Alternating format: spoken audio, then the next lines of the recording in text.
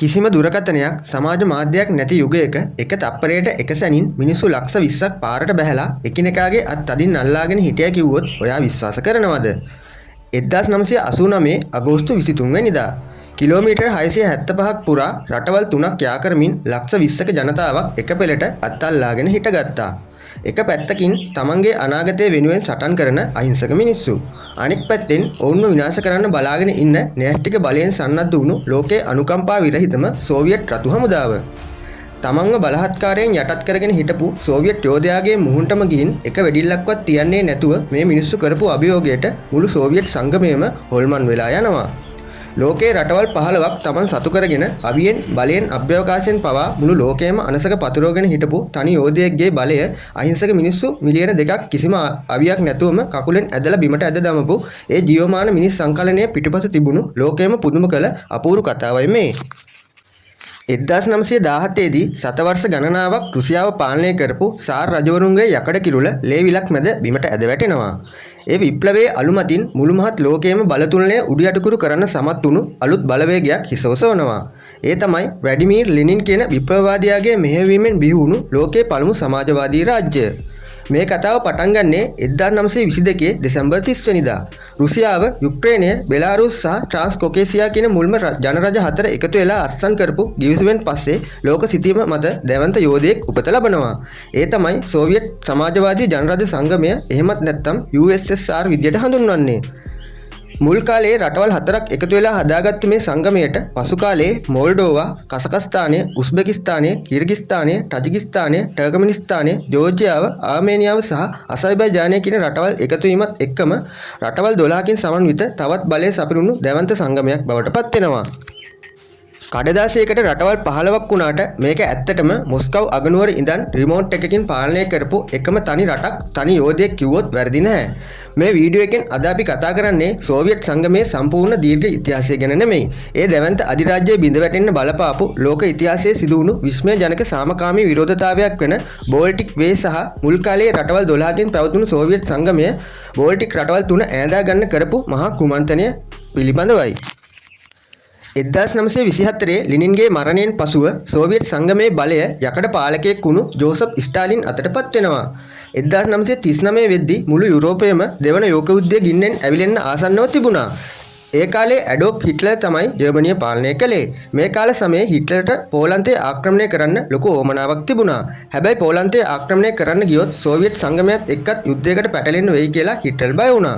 මේ අතරේ ස්ටාලින්ට ඕන වුණා තමන්ගේ හමුදාව හදාගන්න කාලය ඉතිරි කරගන්න. ඉතින් 1939 අගෝස්තු 23 වෙනිදා හිට්ලර් සහ ස්ටාලින් කියන මේ ඒකාධිපතියෝ දෙන්න ලෝකයට හොරෙන් රහස් ගිවිසුමක් අත්සන් කරා. මේ රහස් ගිවිසුමෙන් හිට්ලර් සහ ස්ටාලින් මැදින් ඉරක් ඇඳලා යුරෝපයේ කුඩා රටවල් තමන් අතරේ බෙදාගත්තා. ඒ අසාධාරණ ඉරෙන් තමයි බෝල්ටික් මුහුද අයින තිබුණු එස්ටෝනියාව, ලැට්වියාව සහ ලිතුවේනියාව කියන රටවල් තුන බලහත්කාරයෙන් සෝවියට් සංගමයට ඈඳාගත්තේ. කාලයක් පුරාවට රටවල් 12ක් අතර තිබුණු සෝවියට් සංගමය රටවල් 15ක් එක්වුණු යෝධයෙක් බවට පත් වුණේ බෝල්ටික් රටවල් තුනත් බලයෙන් ඈඳා ගැනීමෙන් පසුවයි.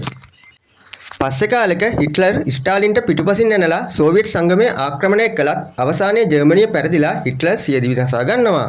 නමුත් බෝල්ටික් රටවල් දිගටම සෝවියට් සංගමය යටතේ හිර වෙලා තිබුණා. සෝවියට් රජය අවුරුදු 40ක් පුරාවටම බෝල්ටික් රටවල් කැමැත්තෙන් එකතු වුණා මිසක රහස් ගිවිසුමක් කරා බලින් ඈඳා ගත්තේ නැහැ කියලා ලෝකයට මේ රහස වසන් කරනවා. සෝවියට් සංගමය මුළු මධ්‍යම ආසියාවමත් බෝල්ටික් කලාපයත් කොකේසියානු කලාපයත් ආක්‍රමණය කරලා දකුණු ආසියානු කලාපය අතහැරලා දැම්මේ ඇයි කියලා ඔයාට හිතුණා නම් ඒකට හේතුව උනේ ඇෆ්ගන් යුද්ධයයි. සෝවියට් හමුදාවට දකුණු ආසියානු කලාපයට ඇතුල් වෙන්න ප්‍රධාන මාර්ගය වැටිලා තිබුණේ ඇෆ්ගනිස්තානය හරහායි. ඇෆ්ගනිස්තානයට ඇතුල් වෙන සැනින්ම සෝවියට් හමුදාවට පහර දීලා ඔවුන්ව මර්ධනය කරන්න ඇෆ්ගන් ගරිල්ලන් සමත් වෙනවා. ඔවුන් හමුවේ සෝවියට් හමුදාවට පසුබසින්න සිදු වෙනවා. ඇෆ්ගන් යුද්ධයෙන් සෝවියට් සෙබළුන් දහස් ගණනක් මිය යනවා. සෝවියට් සංගමය කඩා වැටෙන්න ඇෆ්ගන් යුද්ධයත් ලොකු හේතුවක් වෙනවා. ඒ වගේම යුක්‍රේනයේ චර්නොබිල් න්‍යෂ්ටික බලාගාරයේ පිපිරීමෙන් ඇතිවුණු විනාශය නිසා සෝවියට් ආණ්ඩුවේ බොරුව ලෝකයටම එළි වෙනවා.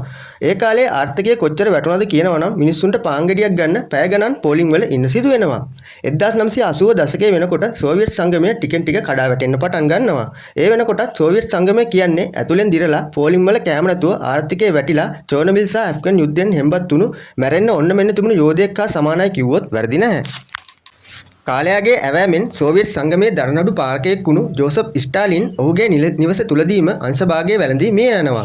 සෝවියට් සංගමයේ අවසාන නායකයා විදිහට මිහායිල් ගොර්බචොව් පත් වෙන්නේ ඉන්පසුවයි. ඔහු විසින් තොරතුරු දැනගැනීමේ නිදහස ලබා දීමත් එක්කම සෝවියට් රහස් ලේඛනාගාර වලින් මීට වසර කිහිපයකට කලින් මිය ගිය හිට්ලර් සහ ස්ටාලින් එක්ව කරපු රහස් ගිවිසුමේ මුල් පිටපත හමු වෙනවා. ඒ හෙළිවීමත් එක්කම තමන්ගේ රටවල් සෝවියට් සංගමයට අයිති වුණේ කැමැත්තෙන් නෙමෙයි හිට්ලර් සහ ස්ටාලින් කරපු කුමන්ත්‍රණයකින් කියලා බෝල්ටික් ජනතාව තේරුම් ගන්නවා. ඒ අසාධාරණ ගිවිසුමට අවුරුදු 50ක් පිරෙන 1989 අගෝස්තු 23 වෙනිදා එස්ටෝනියාව, ලැට්වියාව සහ ලිතුවේනියාව කියන රටවල් තුනේම ලක්ෂ 20ක ජනතාවක් කිසිම ආයුධයක් නැතුව රටවල් තුනේම අගනුවරවල් යා කරමින් කිලෝමීටර් 675ක් පුරා එක පෙළට අත්අල්ලන් හිටගන්නවා. අද වගේ ස්මාර්ට්ෆෝන් ඉන්ටර්නෙට් නැති ඒ කාලේ රේඩියෝ පණිවුඩ වලින් විතරක් එකතු වුණු මේ මිනිස් බලය හමුවේ මොස්කව් නුවර හිටපු සෝවියට් පාලකයන් හොල්මන් වෙලා යනවා. ලෝක ඉතිහාසයේ සිදු වුණු පුදුම හිතන විරෝධතාවයක් විදියට මේ සිදුවීම ඉතිහාසගත වෙනවා. මේ විරෝධතාවයේ තියෙන මාරම ලස්සන කතාව වෙන්නේ සෝවියට් හමුදාවේ හෝ ජනතාව අතර කිසිම ලේහැලීමක්, වෙඩිතැබීමක් හෝ ප්‍රචණ්ඩත්වයක් ඇති නොවීමයි. ලක්ෂ 20ක් එහෙම නැත්නම් මිලියන 2ක ජනතාවක් කිලෝමීටර් 675ක් පුරාවට අත්අල්ලන් කිසිම ආයුධයක් නොමැතිව ඉන්න වෙලාවේ සෝවියට් පාලකයන්ට කර කියා ගන්න දෙයක් නැතුව යනවා. ජනතාව ළඟ කිසිම ආයුධයකුත් නැතුව ඔවුන් ගීත ගයමින් අත්අල්ලන් සාමකාමීව සිටියේදී යුද ටැංකි දාලා වෙඩි තියලා අහිංසක ජනතාවක් මරා දැම්මොත් මුළු ලෝකයේම සෝවියට් පාලනයට එරෙහි වෙන බව මොස්කව් පාලකයන් තේරුම් ගන්නවා. නමුත් සෝවියට් හමුදාව මේ හමුවේ පලා යන්නේ නැහැ. හැබැයි ඔවුන් හමුදා කඳවුරු වලට වෙලා බලාගෙන හිටියා මිසක් මිනිස්සුන්ට පහර දුන්නේ නැහැ. විනාඩි 15ක කාලයක් අත්අල්ලාගෙන මේ විරෝධතාවයේ යෙදුණු ජනතාව අවසානයේ විසිර ගියේ දැවන්ත ජයග්‍රහණී හැඟීමක් සහ ආත්ම විශ්වාසයකින් යුතුවයි. බෝල්ටික් වේ කියන මේ දැවන්ත උද්ඝෝෂණයෙන් වුණු ලොකුම දේ තමයි සෝවියට් සංගමයේ නායක මිහායිල් ගොර්බචොව්ට සහ පාර්ලිමේන්තුවට ලෝකයේ ඉදිරියේ දණගසන්න සිදුවීම. මාස කිහිපයකට පසුව 1989 දෙසැම්බර් වලදී සෝවියට් පාර්ලිමේන්තුව නිල වශයෙන්ම 1939 හිට්ලර් සහ ස්ටාලින් අත්සන් කරපු රහස් ගිවිසුම ඇත්තක් සහ ඒක නීති විරෝධී කියලා ලෝකයේ ඉදිරියේ පිළිගන්නවා. මැරෙන්න හිටපු යෝධයෙක්ගේ කකුලෙන් ඇදලා බිමට ඇදලා දාපු තීරණාත්මක පහර උනේ මේ බෝල්ටික් වේ කියන සාමකාමී උද්ඝෝෂණයයි. මේ සාමකාමී බලපෑම හමුවේ සෝවියට් පාර්ලිමේන්තුව මේ සියල්ල සත්‍ය බව පිළිගන්න සිදු වෙනවා. ඉන්පසුව 1990 මාර්තු මාසයේ ලිතුවේනියාව සෝවියට් සංගමයෙන් නිදහස ප්‍රකාශ කරනවා. සෝවියට් සමාජික රටවල් 15 අතරින් මුලින්ම ස්වාධීන රාජ්‍ය බවට පත්වුණු රට විදියට ලිතුවේනියාව ඉතිහාසගත වෙනවා. ඉන්පසුව ලැට්වියාව, එස්ටෝනියාව කියන මේ බෝල්ටික් රටවල් තුනම මුලින්ම නිදහස ලබා ගන්නවා. ඊටත් පස්සේ යුක්‍රේනය, ජෝර්ජියාව ඇතුළු අනෙකුත් රටවල් සෝවියට් සංගමයෙන් එකින් එක නිදහස ප්‍රකාශ කරනවා.